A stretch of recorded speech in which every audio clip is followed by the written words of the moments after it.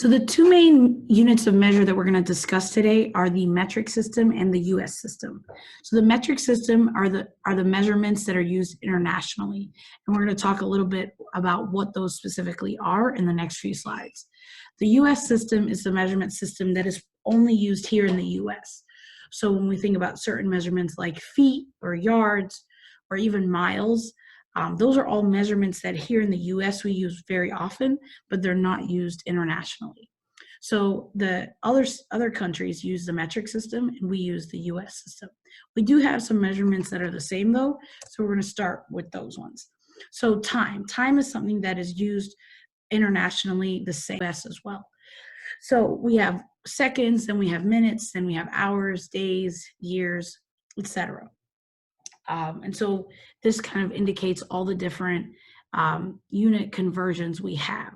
And this information helps us make further unit conversions.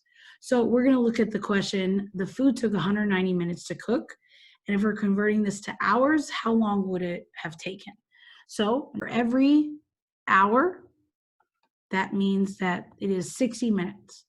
So that means that for the first 60 minutes, that's 1 hour. Then another 60 minutes, which is going to be 120 minutes, that's another hour. And then my next group of 60 minutes, that's 180 minutes, and that's another hour. So 180 minutes, I can't add another hour, so all I have left is 10 minutes. So I know that now 3 hours and 10 minutes is equal to 190 minutes. Again, I have 60, 120, 180, plus another 10. That means that's 190 minutes, and that equals 3 hours and 10 minutes. So the next type of measurements we're going to talk about are related to distance or length. So when we think about the US system, we talk about inches, feet, yards, miles, that sort of thing. In terms of the actual sizing, inches are the smallest. So when we think about measuring really small objects, if we think about the width of our finger, that would be in inches. When we think about an eraser, we would measure that in inches, that sort of thing. So when we think about feet, which is a little bit larger, we think about things like maybe a long folder might be 1 foot. When we think about the length of a license plate, like the picture indicates, that's about 1 foot. When I think about a basketball hoop, that's 10 feet, which we can then convert to yards because yards are bigger than feet. A yard is about the length of a baseball bat, so it's a bit longer than a foot. It's actually equal to 3 feet exactly. Then we think about an even larger measurement, which is a mile. So when we think about walking or running long distances, when we think about driving places, that's all talking about miles. So let's look at our example. The basketball court was 31 yards long. How many inches is that? So for every yard, there's about 3 feet. So again, I have 31 yards, but I'm trying to find inches. So I know that I have 31 yards and each yard is equal to 3 feet. If I have 3 feet and each foot is 12 inches, that means 3 feet is equal to 12 plus 12 plus 12, or 12 times 3, which is 36 inches. So again, 3 feet is equal to 36 inches, which is also equal to 1 yard. If I have 31 yards and each of them is 36 inches, I'm going to multiply and see how many inches that will get me. So I have 6 times 1. I'm going to use standard algorithm, but you could use any multiplication tool for this. So 6 times 1, 6 times 3.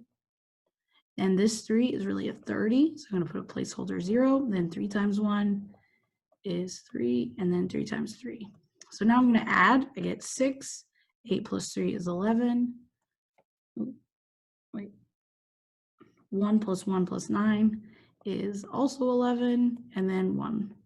So I have that 31 yards equals 1,116 inches.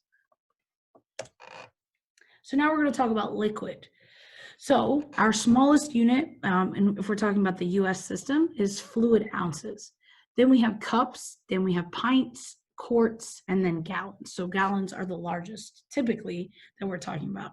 We do have larger and smaller units but we often don't talk about them on a daily basis. They are used for science experiments or for large scale shipping, things that we don't come across every day. But you might have a gallon of juice at your house. You might use cups or pints for different baking or different, like different measurements in your kitchen. So let's look at our example. We have that juice contains 3 gallons. How many fluid ounces is it? So again, we know that 1 gallon is equal to 4 quarts. So that means that for each quart, there's 2 pints. So that means that 1 gallon is equal to 4 quarts, which is also equal to 8 pints. So that means that we have 3 gallons. So that means we're going to multiply by 3. We get 12 quarts. And that means we have 24 pints. So now that we have 24 pints, I know that each pint has 2 cups. So now I'm going to multiply this by 2 and I get 48 cups. So 3 gallons is equal to 12 quarts, which is equal to 24 pints, which is equal to 48 cups.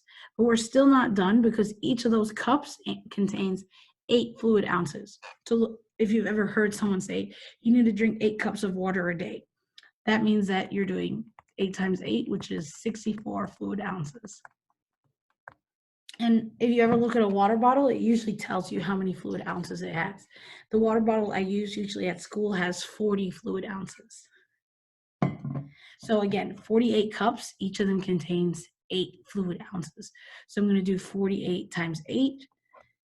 8 times 8 is 64. 8 times 4 is 32. 32 plus 6 is 38. So 3 gallons is equal to 384 fluid ounces.